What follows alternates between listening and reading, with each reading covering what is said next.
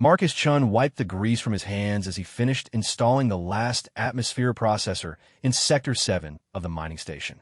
The distant hum of machinery echoed through the metallic corridors, a constant reminder that this frontier outpost existed on the edge of known space. As the station's chief engineer, Marcus had grown accustomed to the isolation, but today felt different. Today marked exactly 3 years since his wife Sarah had died in the transport accident, leaving him to raise their daughter Emma alone. The mining station orbited a resource-rich asteroid field in the Kepler system, far from Earth's bustling cities and close-knit communities. Marcus had accepted the assignment partly for the generous salary that would secure Emma's future education, but mostly because he needed distance from the memories that haunted every familiar street corner back home. Emma, now 8 years old, spent her days in the station's small educational center with Mrs. Rodriguez, the only certified teacher among the 300 souls aboard the facility. The girl had adapted remarkably well to their new life, making friends with a few other children on the station and showing an unusual aptitude for understanding the various alien species that occasionally visited for trade. The Kepler system served as a neutral zone where humans, Vorthan traders, and the occasional Zephyrian research vessel would stop for supplies and repairs. Marcus had learned basic trade languages over the years, finding it useful when alien visitors needed technical assistance with their ships. The pay was good, and it helped pass the long shifts when Emma was sleeping. That afternoon, as Marcus was heading home to their small quarters, the station's communication array crackled to life. Captain Martinez's voice echoed through the corridors, requesting all department heads to report to the command center immediately. Marcus grabbed his tools and made his way through the winding passages, wondering what crisis had emerged this time. The command center buzzed with activity when he arrived. Through the massive viewport, Marcus could see a damaged Zephyrian vessel drifting slowly toward their docking bay. The ship's hull showed signs of recent combat, with scorch marks and hull breaches sealed with emergency patches. Captain Martinez stood at the main console, coordinating with the docking crew. "What's the situation?" Marcus asked, joining the small group of senior staff. "Zephyrian transport, heavily damaged," Martinez replied without looking away from his screens. "They're requesting emergency asylum and repairs. The pilot claims they're carrying refugees fleeing some kind of conflict in the outer colonies." Dr. Sarah Kim, the station's chief medical officer, stepped forward. "They're also requesting immediate medical attention. Something about injured children aboard." Marcus felt his chest tighten at the mention of children. Since becoming a father, he'd grown more sensitive to stories involving kids in danger. He watched through the viewport as the damaged ship slowly maneuvered into the docking bay, its engines sputtering with each movement. "I'll head down to assess the mechanical damage," Marcus offered. "If they need extensive repairs, we'll need to know what parts to fabricate." 20 minutes later, Marcus stood in the docking bay as the Zephyrian ship's airlock hissed open. Zephyrians were tall, graceful beings with pale blue skin and elongated limbs. Their large eyes could see across a broader spectrum than human vision, and their natural lifespan extended well beyond human years. They were known throughout the galaxy as skilled traders and diplomats, preferring negotiation to conflict. The ship's captain emerged first, a tall Zephyrian female with intricate silver tattoos covering her arms. She spoke in accented but clear English. "I am Captain Veltar. We require immediate assistance." Behind her came 3 more Zephyrians, including what appeared to be an injured male being supported by 2 others. But it was the small figures at the back of the group that made Marcus's breath catch in his throat. 2 young Zephyrian children, clearly twins, stood close together near the airlock. They couldn't have been more than 6 or 7 years old in human equivalent, with the same pale blue skin as the adults, but smaller, more delicate features. Their large eyes darted nervously around the docking bay, and Marcus could see they were trying very hard not to cry. Dr. Kim immediately moved toward the injured male, her medical scanner already active. "Let's get him to the medical bay," she said, gesturing for her assistant to bring stretcher. Marcus approached Captain Veltar carefully. "I'm Marcus Chun, chief engineer. What kind of repairs do you need?" "Our hyperdrive is damaged beyond our ability to repair," she replied, her voice tight with stress. "We also have significant hull breaches, and our life support systems are failing." "How long were you in space with failing life support?" Dr. Kim called out from where she was examining the injured Zephyrian. "For days. Captain Veltar replied. We had to make difficult decisions about resource allocation. Marcus glanced again at the two children, who seemed to be standing completely alone now. None of the other Zephyrians were paying attention to them, and they looked lost and frightened. Something about their posture, the way they clung to each other, reminded him of Emma during her first days at the station. Where are these children's parents? Dr. Kim asked as she worked. Captain Veltar's expression darkened. That is complicated. They were left in our care when their stepmother abandoned them during the evacuation. We do not have resources to care for children during this crisis. The casual way she said it made Marcus's stomach turn. He looked at the twins again, noting how they seemed to understand enough of the conversation to look even more frightened. What do you mean, abandoned? Dr. Kim pressed, her voice sharp. Their birth parents died in the initial attack, Captain Veltar explained. Their stepmother took them during the evacuation, but when our ship was damaged and resources became scarce, she decided they were too much burden. She left them with us and took passage on another vessel. Marcus felt anger rising in his chest. He'd seen abandonment before, usually in the slums of Earth's overcrowded cities, but never so callously described. The twins were holding hands so tightly their knuckles showed white against their pale blue skin. So what happens to them now? Marcus asked, though he dreaded the answer. We cannot care for children, Captain Veltar replied firmly. We are traders and explorers, not caregivers. When we reach the next station, we will turn them over to whatever refugee services are available. Dr. Kim looked up from her patient. The next station is the Frontier Processing Center. That's a military installation. They're not equipped for child refugees either. Marcus knew the Frontier Processing Center. It was a grim place designed for interrogating potential security threats and processing asylum seekers. Children would be shuttled through the bureaucratic system until someone decided what to do with them. In the best-case scenario, they'd end up in some kind of institutional care. In the worst case, they'd simply disappear into the system. The twins had moved closer together, and Marcus could see one of them whisper something to the other in their native language. They were clearly terrified, but trying to be brave. It reminded him so much of Emma's strength during her mother's funeral that he felt his heart break a little. How long will repairs take? Captain Veltar asked. Marcus forced himself to focus on the technical assessment. He walked around their ship, noting the extensive damage. The hyperdrive would need to be completely rebuilt, a process that would take at least 2 weeks with the fabrication equipment they had available. The hull breaches could be patched more quickly, but the life support systems would require delicate work. 2 weeks minimum for the hyperdrive, he told her.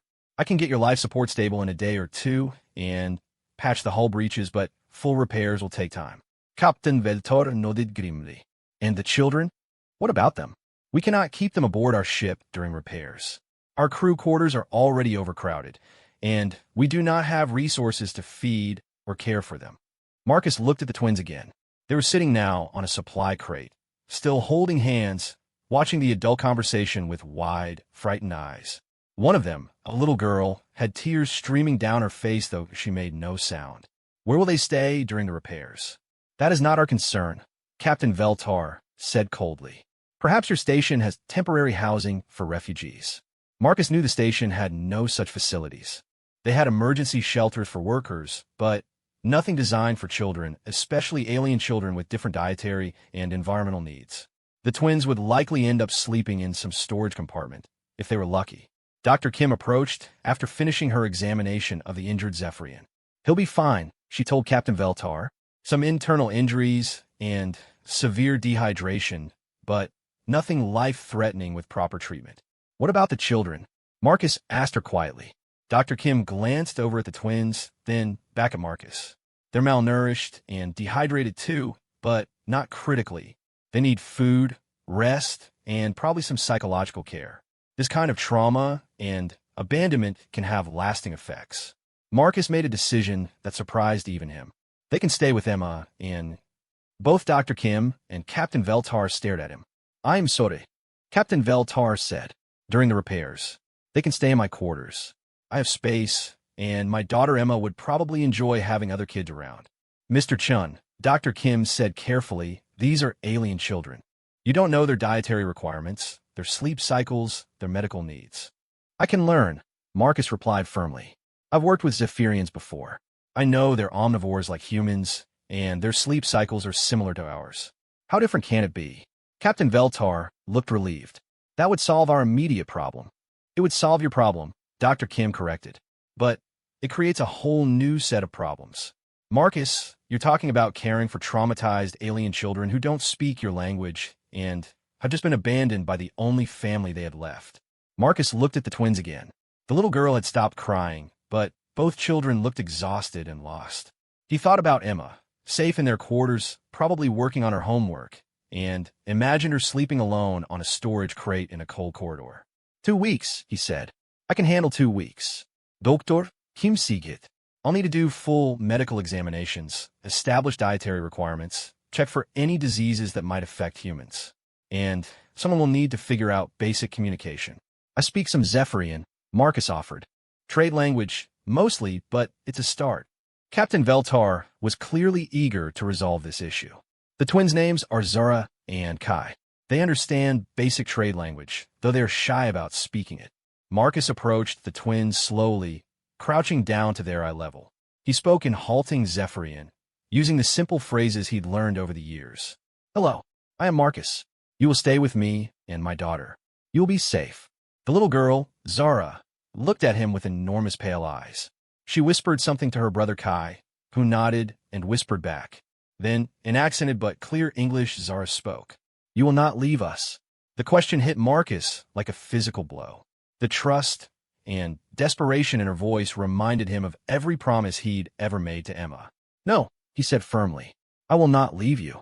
Kai spoke for the first time, his voice even softer than his sister's. Are you certain? I'm certain, Marcus replied, switching back to English.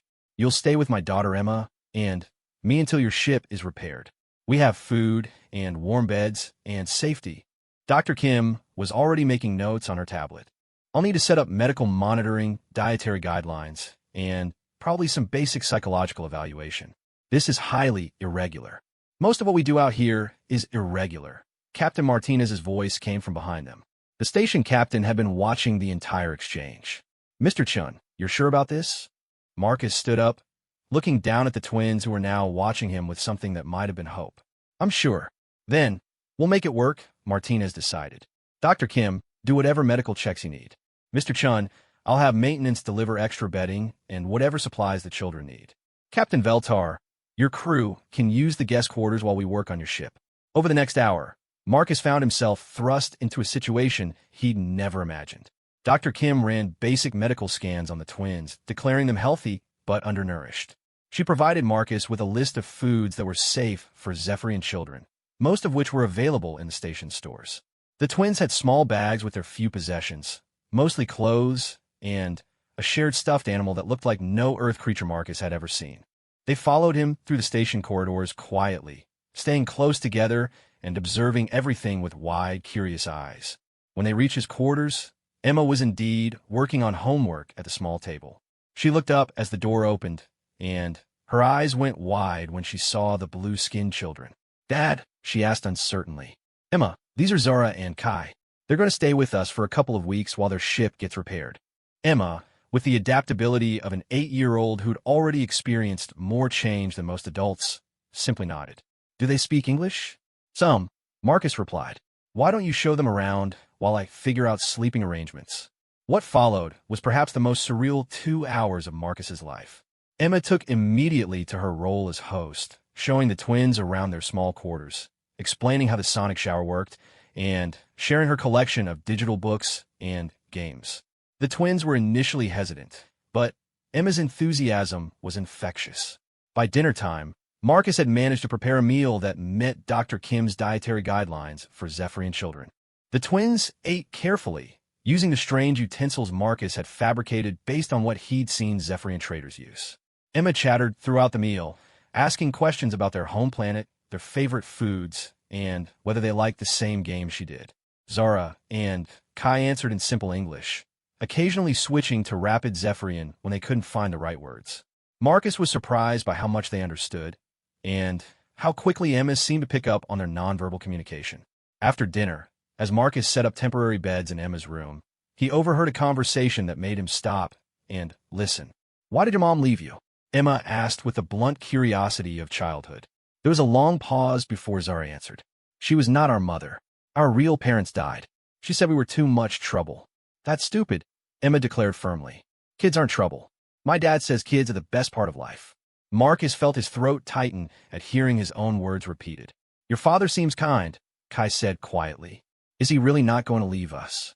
Dad doesn't break promises, Emma said with absolute certainty.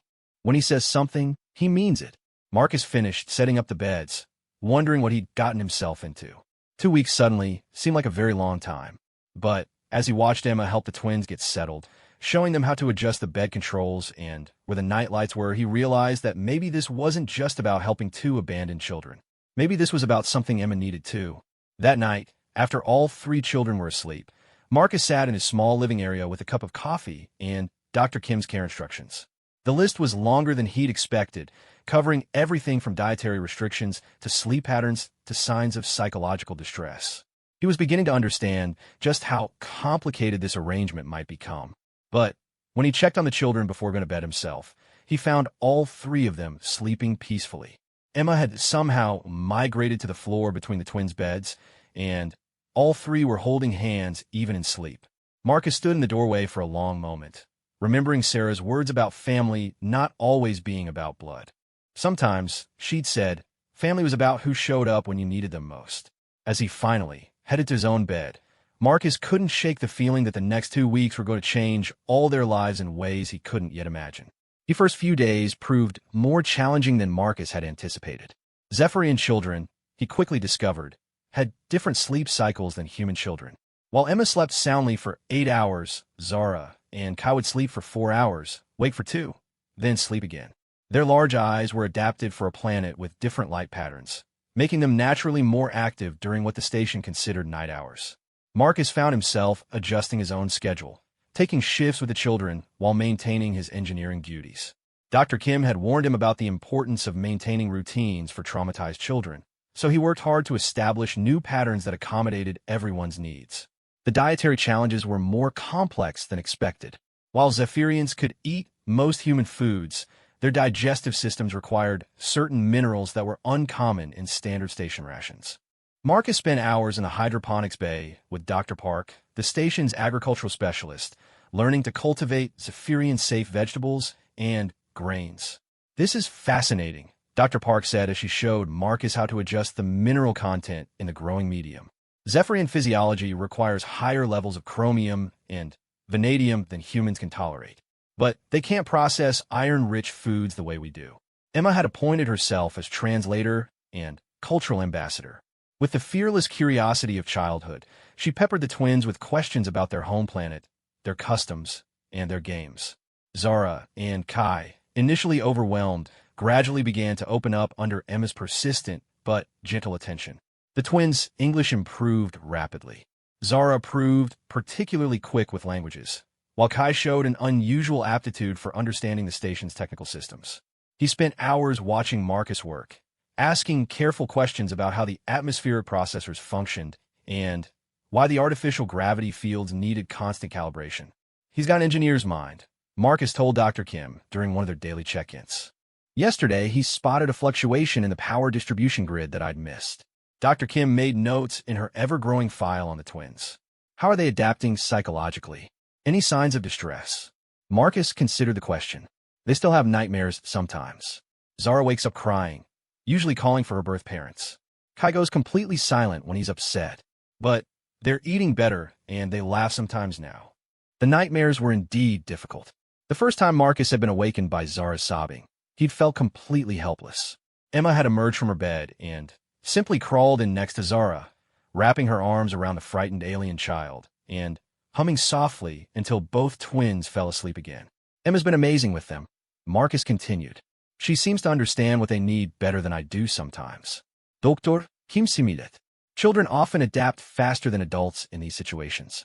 Emma's probably processing her own grief about her mother by helping them process theirs.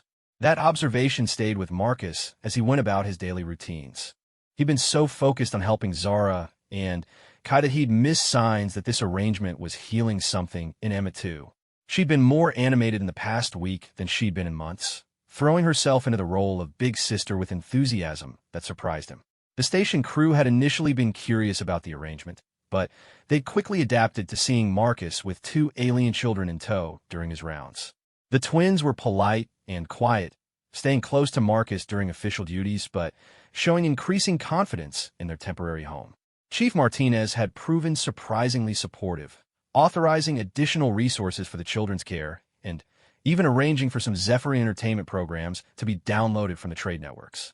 The twins had been delighted to discover familiar stories and music from their culture, though watching them sometimes brought tears to their large eyes. On the fifth day, Marcus made a discovery that changed everything. He was working on the Zephyrian ship's hyperdrive, trying to fabricate replacement components for the damaged quantum manifold, when Captain Veltar approached him with obvious discomfort. "Mr. Chun, I must discuss something with you regarding the twins." Marcus looked up from his work, noting the captain's nervous manner. "What about them?" "I have received communication from our home fleet. The situation regarding Zara and Kai is more complicated than we initially disclosed." Marcus felt a chill run down his spine. "How complicated?" Captain Veltar looked around the repair bay, ensuring they were alone. "The children are not ordinary refugees. Their birth father was Dr. Zelnash, one of our most prominent scientists. He was working on classified research when the attacks began." "What kind of research?" "Genetic modification techniques that could theoretically be applied to multiple species, including humans. The attackers specifically targeted his research facility. We believe they were trying to capture him or his work." Marcus set down his tools. "And the children?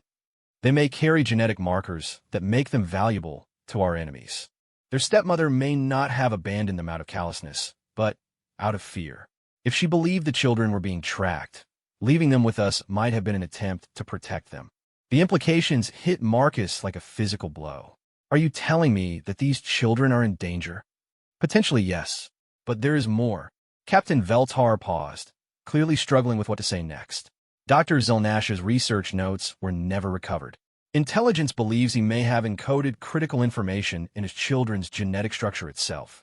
Marcus stared at her. "You mean Zara and Kai might be carrying some kind of genetic data?" "It is possible. Zephyrian genetic engineering is far more advanced than most species realize.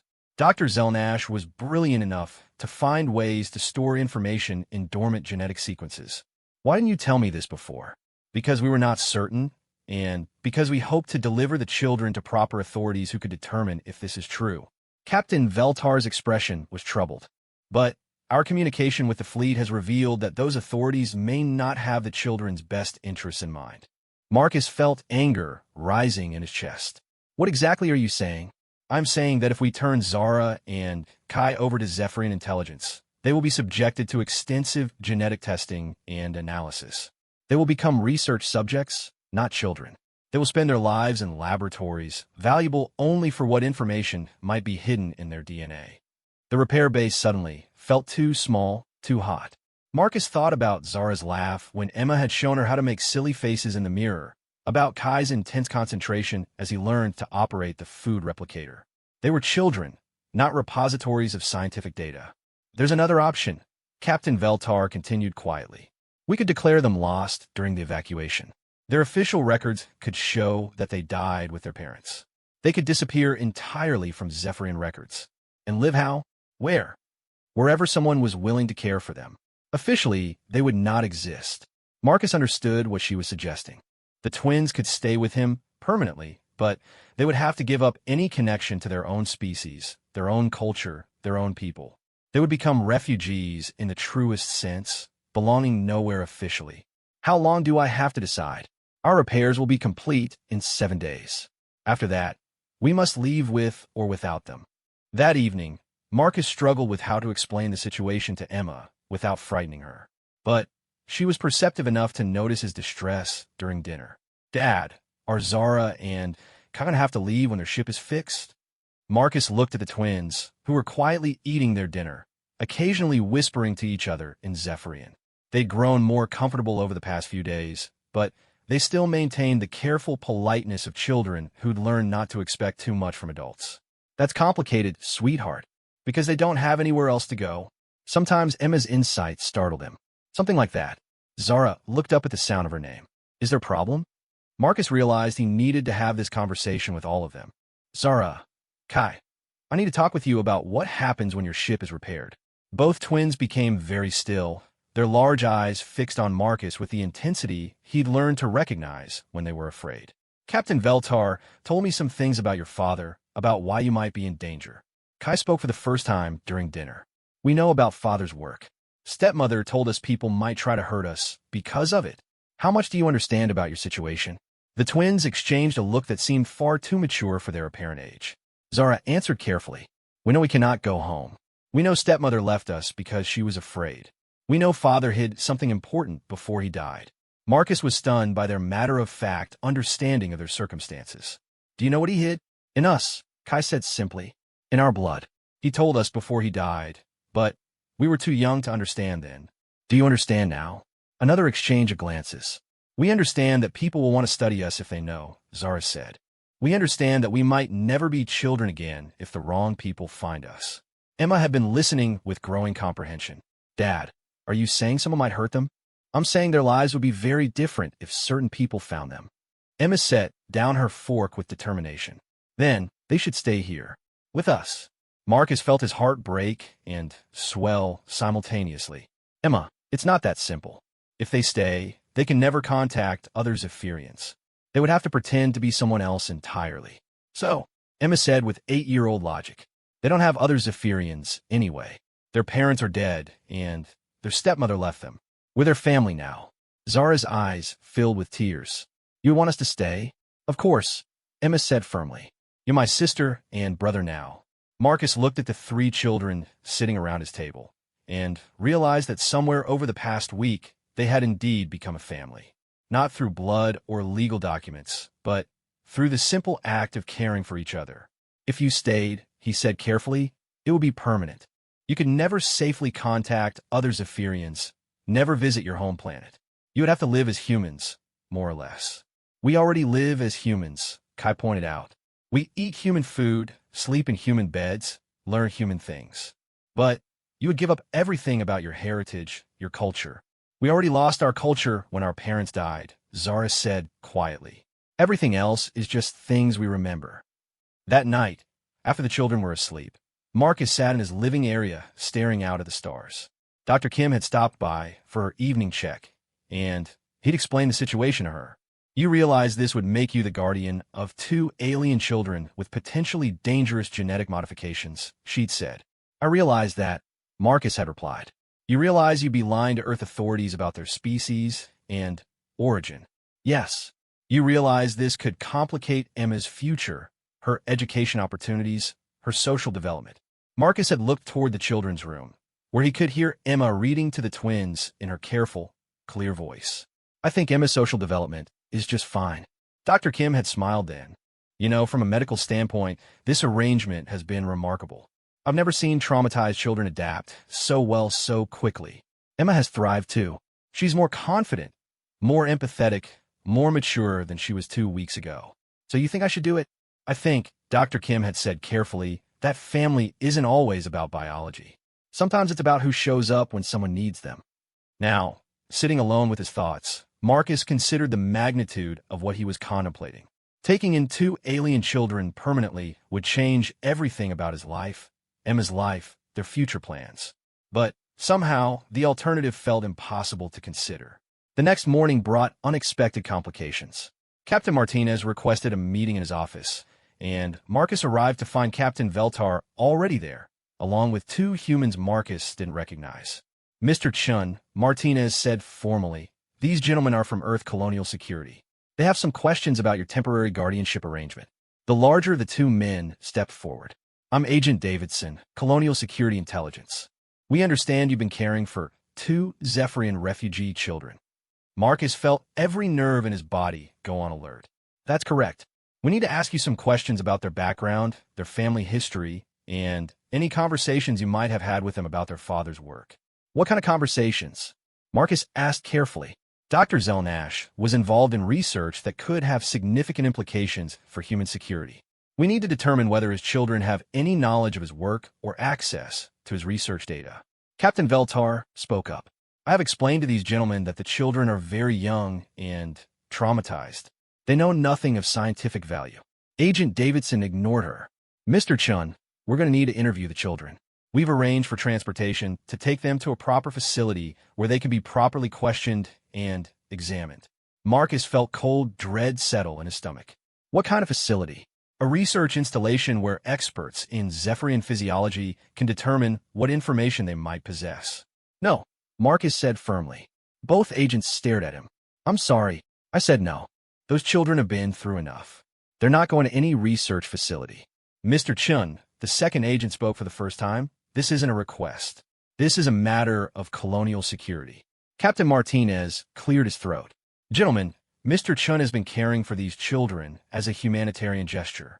They're not prisoners or research subjects. They are potentially valuable intelligence assets. Agent Davidson replied coldly.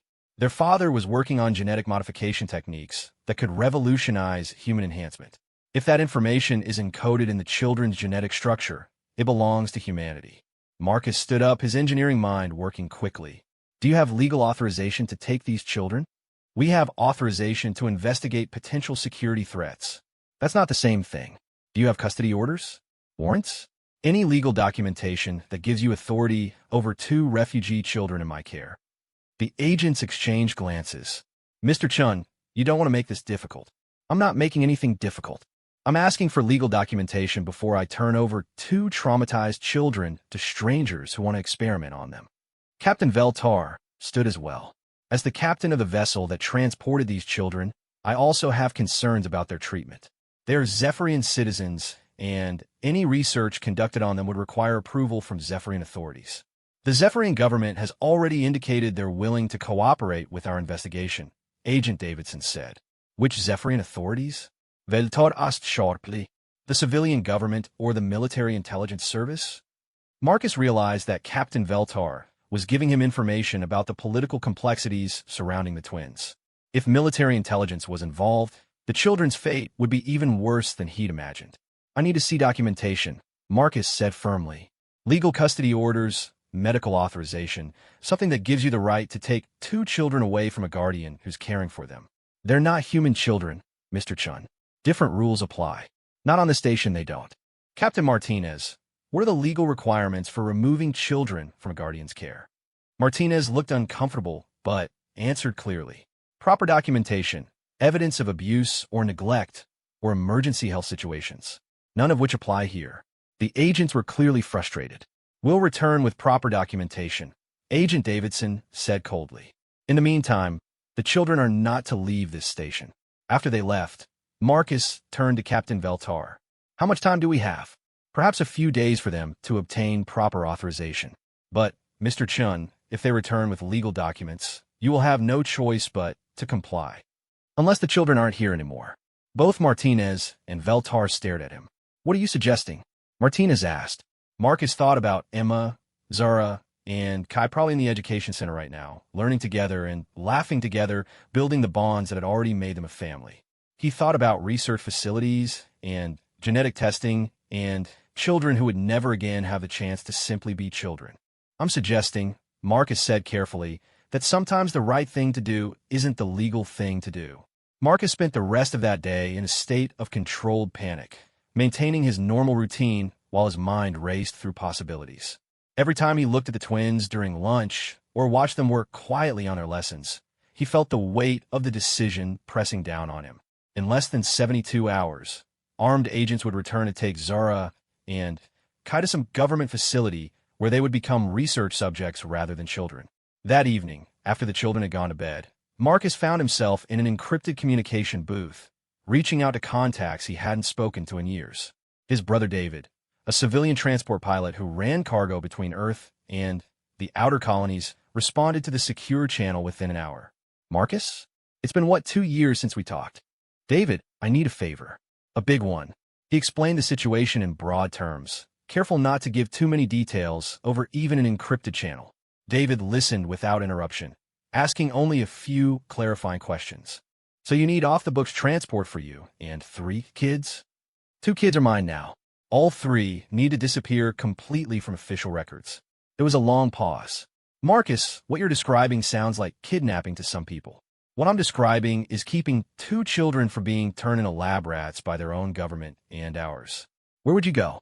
You can't take alien kids to Earth. Colonial records are too complete, genetic scans too thorough. Marcus had been thinking about this problem all day. The Frontier Settlement Program.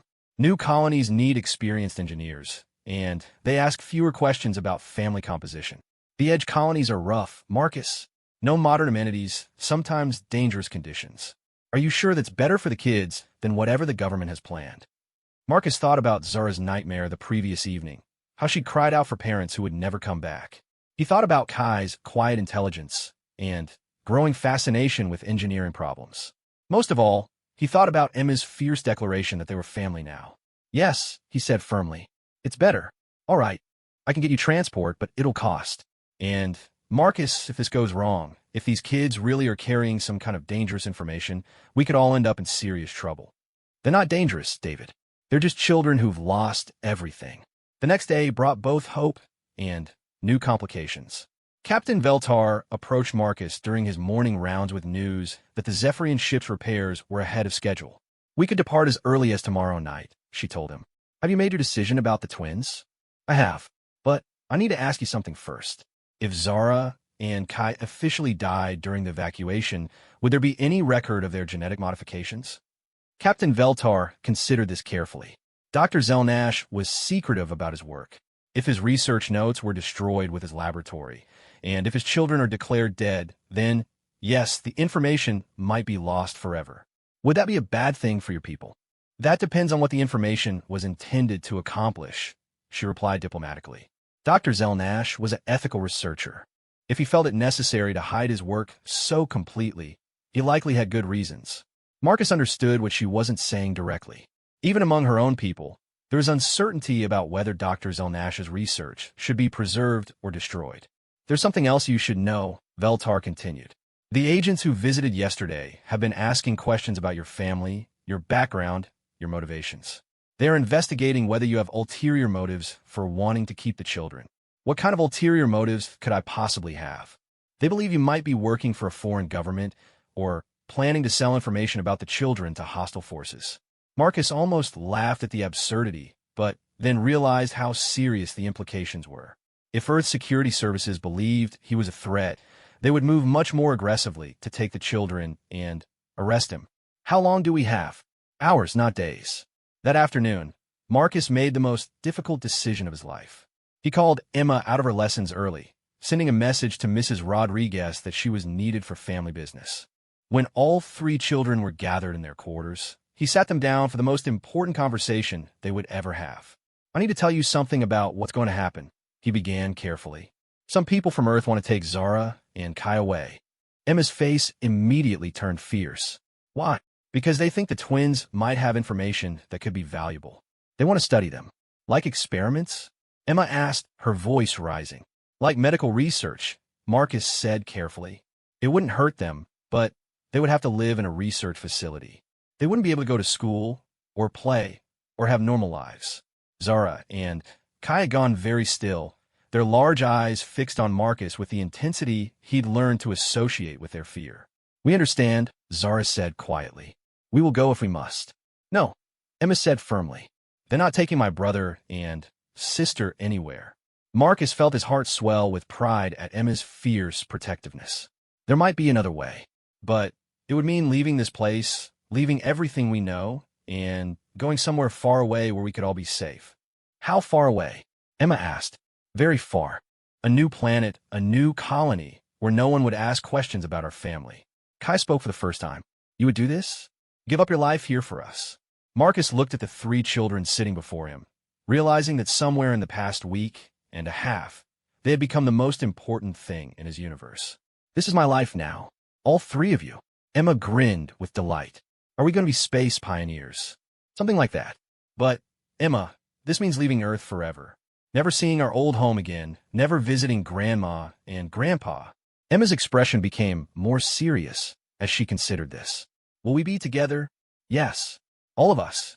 All of us. Then it's okay. Family is more important than places. Zara began to cry quietly, and Kai moved closer to his sister. You would really do this for us? I'm not doing it for you, Marcus said gently. I'm doing it for us. For our family. The escape plan came together with surprising speed. David's transport ship would arrive at the mining station in 6 hours, officially to deliver supplies and collect refined materials. Marcus would be aboard with the children when it departed, supposedly conducting a final inspection of the cargo before it was shipped to Earth. Captain Veltar proved unexpectedly helpful, providing false documentation that would allow Marcus and the children to board the transport without triggering security alerts. She also arranged for the twins' official death certificates to be filed with Zephyrian authorities, effectively erasing them from all government records. "This is very dangerous for you," she warned as she handed over the forged documents. "If Earth authorities discover what you're doing, they will consider it kidnapping at minimum, possibly treason." "I understand. And for the children, this means giving up any chance of reconnecting with their heritage, their culture, their people." Marcus looked toward the children's room, where he could hear Emma reading to the twins from one of her favorite adventure stories. They're creating their own culture now. The hardest part was the waiting. Marcus went about his normal duties, completing routine maintenance checks and filing standard reports, all while knowing that within hours he would be committing an act that would make him a fugitive from Earth law. Dr. Kim stopped by for her evening check-in with the children, and Marcus found himself wondering if he should tell her what was happening. She'd been supportive of the arrangement, and he trusted her judgment, but involving her in an escape plan could destroy her career. "You seem tense tonight," she observed as she finished her examination of the twins. "It's been a stressful few days." The children seem to be doing well, though. Their language development is remarkable, and their psychological indicators are all positive. Emma's thriving too. This arrangement has been good for all of them. Marcus felt the weight of what he was about to do pressing down on him.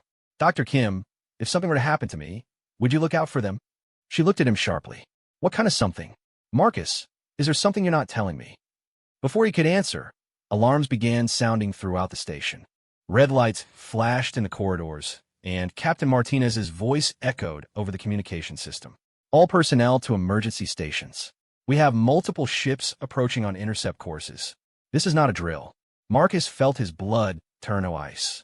Through the small viewport in his quarters, he could see lights approaching in space, definitely military vessels moving with purpose rather than casual traffic.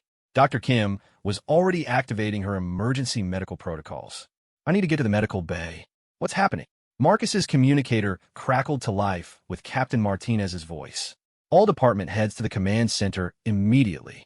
"Go," Dr. Kim said. "I'll stay with the children." Marcus reached the command center to find it in controlled chaos. The main display showed 4 military vessels in Earth Colonial Navy livery, moving to surround the mining station.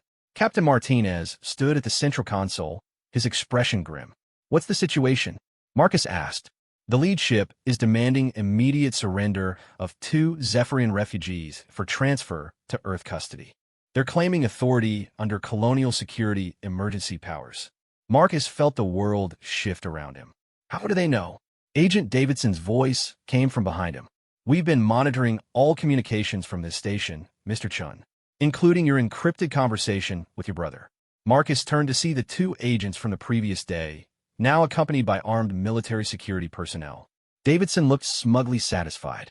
"You're under arrest for conspiracy to kidnap alien nationals and violation of Colonial Security Act provisions. The children will be transferred to our custody immediately." "On what authority?" Captain Martinez demanded. "Emergency powers granted by Colonial Command." Davidson handed over a datapad with official seals. "This installation is now under military jurisdiction." Marcus realized that his escape plan had not only failed, but had actually accelerated the very outcome he'd been trying to prevent. The children weren't just going to be taken to a research facility, they were going to be treated as stolen enemy assets. "Captain Martinez," he said quietly, "I need to speak with my children before they're taken." "That's not necessary," Agent Davidson replied. "Those children have been through enough trauma. At minimum, they deserve to understand what's happening to them." Martinez nodded grimly. "Agent Davidson, humanitarian protocols require that children be properly prepared for transfer." 10 minutes. Marcus walked back to his quarters under military escort, his mind racing through possibilities. The military ships made escape impossible, but maybe there was still something he could do to protect the children. Emma, Zara, and Kai were huddled together in the living area, clearly frightened by the alarms and the red lights flashing in the corridors. Dr. Kim stood protectively nearby, her medical scanner active as she monitored the twins for signs of stress. "Dad," Emma said as he entered. "What's happening?" Marcus knelt down, so he was at eye level with all three children. Behind him, he could hear the military escort taking positions by the door. "Emma, Zara, Kai, some people from Earth are here to take the twins away." "No," Emma said immediately. "We're a family now." "I know, sweetheart. I know. But sometimes adults make decisions that children don't understand."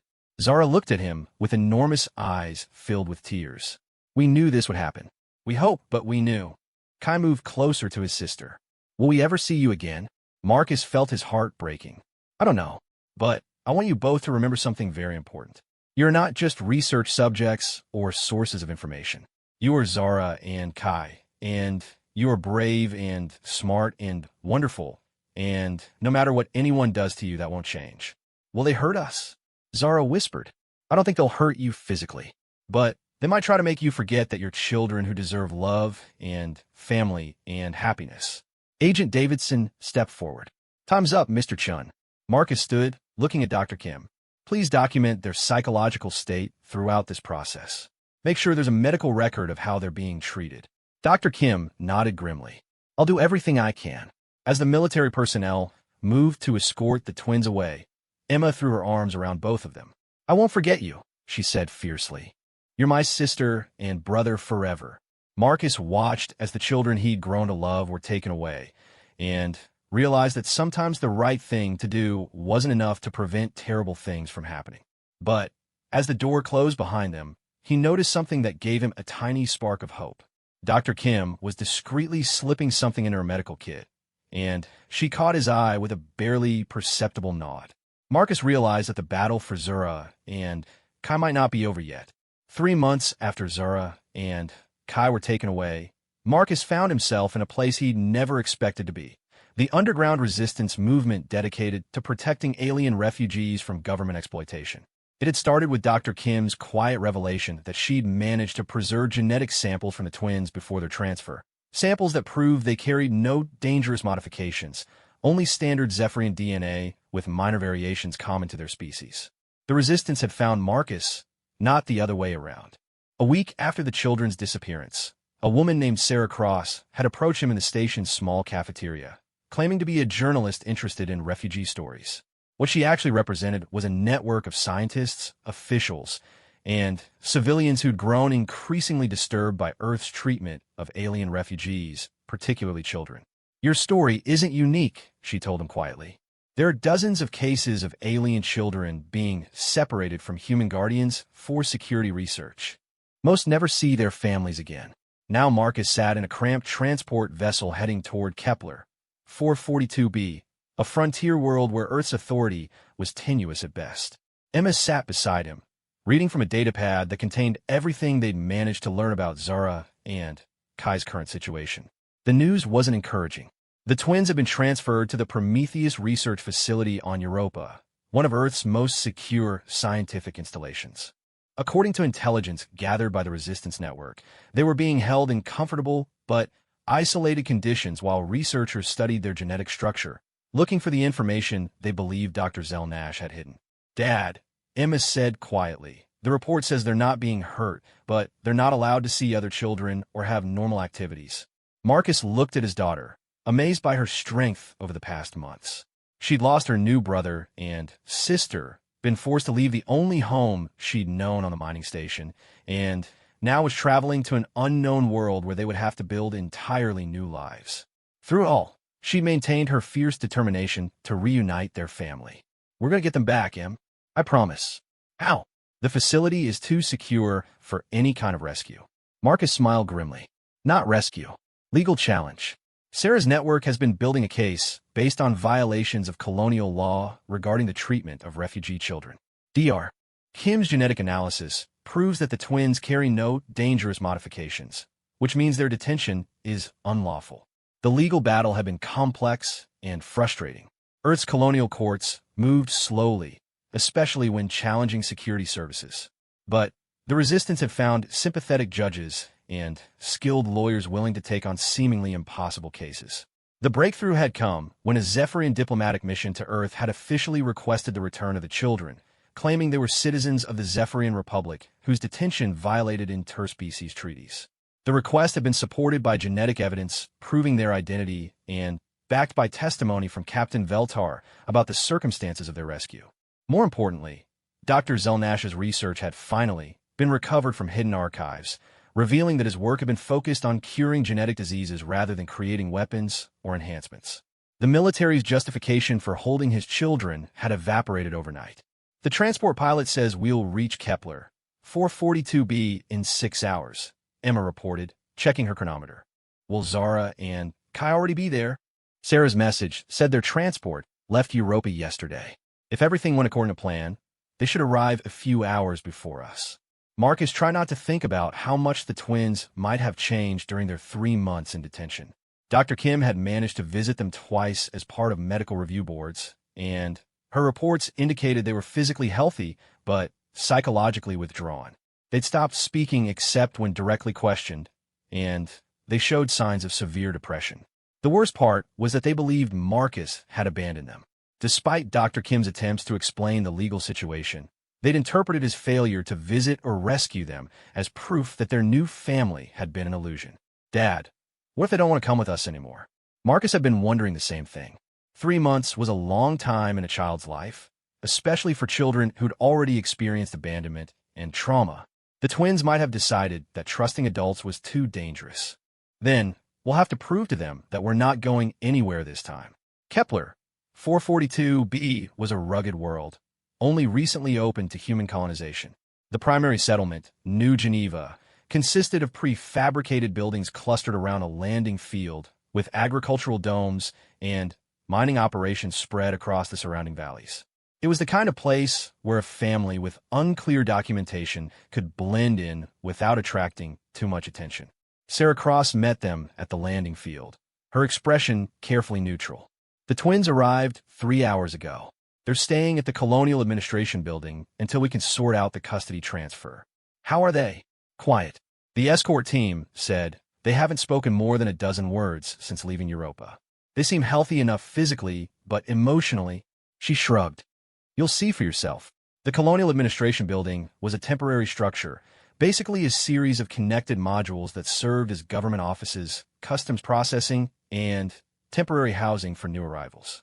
Marcus and Emma followed Sarah through corridors that smelled of new polymer and recycled air. There's paperwork to complete, Sarah explained as they walked. Officially, you're adopting 2 human children whose parents died in the mining station incident. Their original identities have been sealed in classified files that don't exist anymore. What about their Zephyrian heritage? As far as official records show, they're human children with a rare genetic condition that causes unusual skin pigmentation and eye structure. Dr. Kim provided medical documentation supporting that cover story. They stopped outside a door marked Family Services. Through the small window, Marcus could see 2 small figures sitting on chairs that were too large for them, staring at their hands in their laps. Even from a distance, he could see how thin they'd become. Emma, maybe you should go in first, Sarah suggested. They might respond better to you. Emma nodded and pushed open the door. Marcus watched through the window as she approached the twins carefully, saying something he couldn't hear. For a moment, neither Zara nor Kai reacted. Then, Kai looked up, and his expression transformed from blank resignation to shocked hope. Marcus couldn't wait any longer. He opened the door and stepped inside, Emma turning to smile at him with tears streaming down her face. Zara, Kai, he said softly. Both twins looked at him with expressions he couldn't interpret.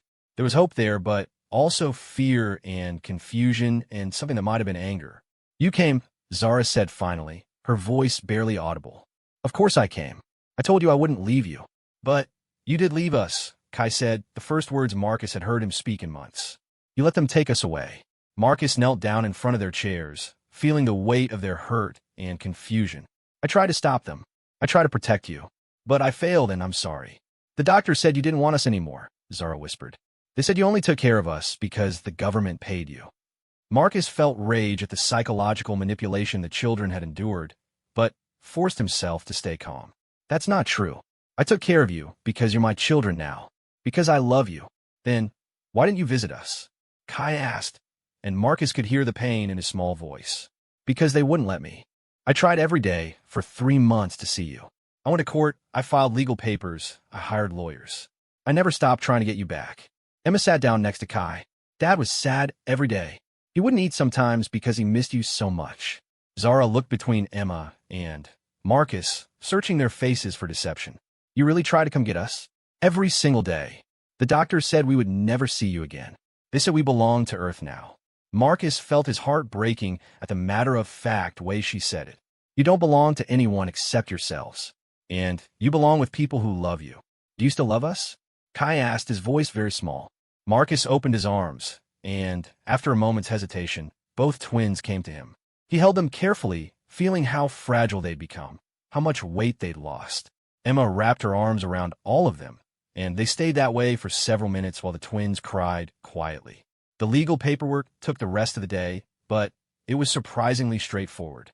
The colonial administration on Kepler 442b was more interested in productive citizens than bureaucratic complications. By evening, Marcus found himself the legal guardian of 3 children, with documentation that would allow them to build new lives without fear of government intervention. Their new home was a prefabricated housing unit on the outskirts of New Geneva, basic but comfortable. Marcus had been hired as chief engineer for the colony's expanding infrastructure, a job that would let him provide for his family while staying far from Earth's sphere of influence. That first night on the New World, as Marcus tucked the children into their beds, Zara asked the question he'd been dreading. Are we safe now? Really safe? Marcus looked at her pale face, still too thin from months of institutional food and stress. Yes, sweetheart. We're safe. We're together, and we're safe. Promise? I promise. Kai sat up in his bed. What if the doctors find us here? They won't. And even if they tried, the colonial government here has laws that protect families. No one can take children away from their families without very good reasons. Are we really a family? Zara asked quietly. Emma answered before Marcus could. Of course we're a family. We've always been a family, even though we're different. Marcus sat on the edge of her bed. Families aren't about being the same. They're about choosing to love each other no matter what. Over the following weeks, the twins slowly began to readjust to normal life. It was a difficult process, marked by nightmares and periods of withdrawal, but gradually they began to remember how to be children again. Emma's patience and love proved crucial to their recovery, as she refused to let them retreat into the shell they'd built during their detention. Kai rediscovered his fascination with engineering problems, spending hours with Marcus learning about the colony's power systems and atmosphere processors. Zara showed an aptitude for languages, quickly picking up the various dialects spoken by the colony's diverse population. Most importantly, they began to trust again. It took time, and there were setbacks, but slowly they learned to believe that this family was permanent, that Marcus and Emma weren't going anywhere. 3 months after their arrival on Kepler 442b, Marcus received an encrypted message from Dr. Kim. The Prometheus research facility had been shut down following a government investigation into the treatment of alien refugees. Several researchers had been disciplined, and new protocols had been established for the protection of non-human children in government custody. More significantly, Earth's Colonial Council had issued a formal apology to the Zephyrian Republic for the unlawful detention of the twins, and had established new guidelines for the treatment of refugee families that would prevent similar separations in the future. It was small justice, but it meant that other families wouldn't have to endure what they'd experienced. That evening, as the family sat together watching Kepler 442's spectacular double sunset, Emma made an observation that surprised everyone. You know what's funny? Back on the mining station, I used to be sad because we were so far from Earth, so far from other people. But now I think being far away is what saved us. Marcus considered this. How do you mean? If we'd been on Earth, or one of the central colonies, the government would have found us eventually. But out here, we could just be a family. Nobody cares about anything except whether you do your job and take care of your people. Zara nodded thoughtfully. On our home planet, there were so many rules about who could be family, what children were supposed to do, how everything had to be exactly right. Here, nobody cares what we look like or where we came from. They just care that we're happy, Kai added. Marcus looked at his 3 children, realizing that Emma was right. Their isolation had become their strength. Their distance from civilization had allowed them to create something that might not have been possible in more regulated spaces. So we're staying here forever? Emma asked. As long as you want to, Marcus replied. This is our home now. As the stars began to appear in the alien sky, Marcus felt a sense of peace he hadn't experienced since Sarah's death. His family was together, they were safe, and they were building something new together. The twins still bore the scars of their trauma, but they were healing, surrounded by love and security. For the first time in months, Marcus allowed himself to believe that everything was going to be all right. Completed Civic Center, watching his children play in the park below. At 13, Emma had grown into a confident teenager who served as unofficial ambassador for the colony's increasing population of mixed families. Zara and Kai, now 12 in human years, had developed into remarkable young people whose unique perspectives had enriched their entire community. The colony itself had grown from a rough frontier outpost into a thriving settlement of nearly 10,000 people. Marcus's work as chief infrastructure engineer had helped design and build a community that prioritized family stability and cultural diversity over rigid adherence to Earth's increasingly authoritarian colonial policies. What made New Geneva special wasn't just its distance from Earth's bureaucracy, but its deliberate embrace of what other colonies often saw as complications. Mixed families like Marcus's were common here, along with human-alien couples, adopted refugee children, and communities of people who'd chosen to live outside traditional Earth cultural norms. The daily miracle, as Marcus had come to think of it, wasn't any single dramatic event. It was the accumulation of ordinary moments that had transformed four traumatized individuals into a thriving family, and a frontier outpost into a genuine home. Dad! Emma's voice came from behind him as she climbed onto the observation deck. Mom's calling for dinner. Marcus smiled at Emma's casual use of Mom to refer to Dr. Sarah Kim, who had joined their family 2 years earlier when her medical research brought her to Kepler 442b. The transition had been natural and comfortable, with Sarah filling a role that had been missing rather than replacing anyone. Where are the twins? Finishing up their project in the engineering lab. Kai says they're almost done with the atmosphere processor efficiency modifications. Marcus shook his head in amazement.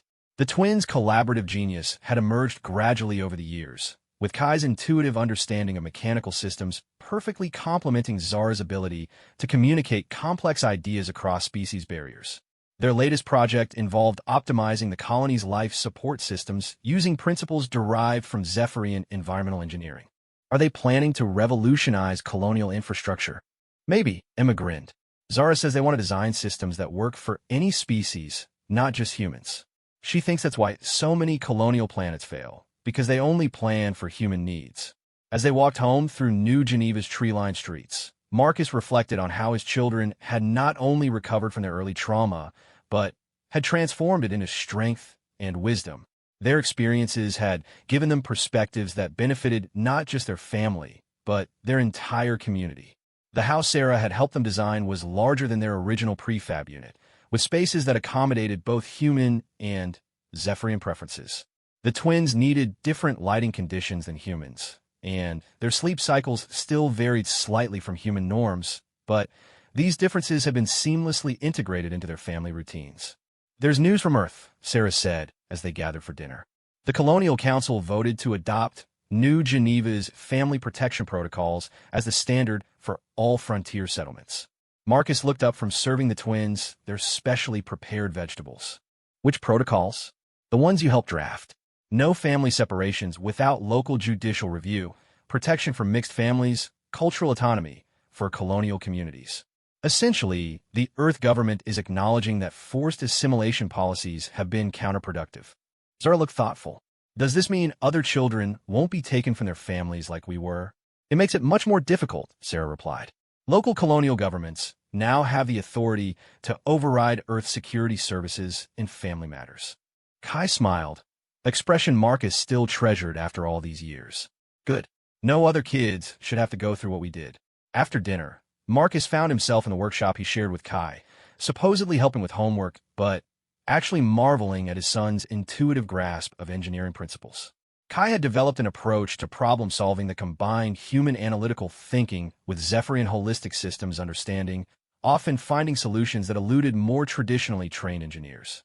Dad, can I ask you something? Kai said as he adjusted calibrations on a small atmospheric processor model. Of course. Do you ever regret it? Taking us in, I mean. Your life would have been a lot simpler without us. Marcus set down his tools and looked at his son, seeing traces of the frightened child who had asked if he was certain about keeping them, but also seeing the confident young man he'd become. Kai, taking you and Zara and wasn't a burden I accepted. It was the best thing that ever happened to me and Emma. You didn't complicate our lives, you completed them. Even with all the trouble we caused. The legal problems, having to leave the mining station, moving to a frontier planet.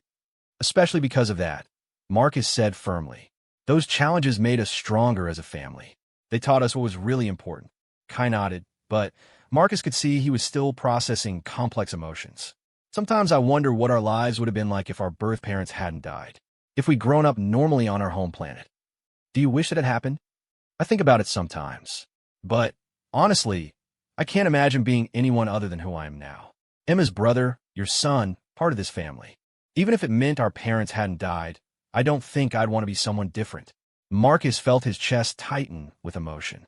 You know, when I first saw you and Zara in that docking bay, scared and abandoned, I thought I was rescuing you. But I think you might have rescued me instead. Later that evening, Marcus found Zara in the family's small library, working on her language studies. She'd become fascinated with communication theory and was learning her seventh language while developing translation protocols for the colony's increasingly diverse population. How's the vegan trade language coming along? He asked, settling into the chair beside her. Complex, but logical. They use temporal markers that assume different perception of time flow. Very different from human or Zephyrian language structure. Are you planning to be a translator? Zara considered this seriously. I think I want to be a diplomat, or maybe a cultural liaison specialist. There are so many miscommunications between species that cause problems that could be easily solved. Marcus smiled, following in your father's footsteps, in a way. Dr. Zelnash was known for building bridges between different communities. I've been thinking about that, Zara said quietly. About our birth parents, about the information everyone thought was hidden in our genetics. What kind of thinking? Dr. Kim showed us the research records that were recovered. Our father wasn't trying to hide weapons or create super soldiers. He was working on medical treatments that could help multiple species. Does that change how you feel about what happened to you? It makes me proud of him, Zara replied. And it makes me think that maybe we can continue his work in our own way. Not the genetics research, but the idea of helping different species understand and help each other. Marcus looked at his daughter, amazed by her emotional maturity and clear sense of purpose. I think you will be very proud of who you've become. Do you think you would approve of our family? Humans and Zephyrians together? Sweetheart, any parent will be proud to see their children loved and cared for and growing into amazing people. The species involved doesn't matter. That night, as Marcus and Sarah sat together watching the alien constellations through their bedroom window, she asked the question that had been on both their minds. Do you think they'll stay here? Or will they eventually want to explore the wider galaxy? Marcus considered this. I think they'll explore. They're too curious and capable to be satisfied with just one world. But I think they'll always come back here. This is where they learned to be themselves. And Emma? Emma's planning to study xenocultural relations at the Colonial University next year. She wants to develop better integration protocols for mixed communities. Sarah smiled, following in the family tradition of bringing people together. It seems to be what we do best. The next morning brought news that would test their family bonds in an unexpected way. A Zephyrian diplomatic mission had arrived at New Geneva, requesting permission to meet with Zara and Kai. It was the first official contact between the twins and their birth species since their rescue 7 years earlier. The delegation consisted of 3 Zephyrians, including an elderly female who identified herself as Dr. Lyra Velnash, sister to the twins' birth father. She had come to formally acknowledge the twins as surviving members of their family line and to offer them the opportunity to reclaim their Zephyrian citizenship.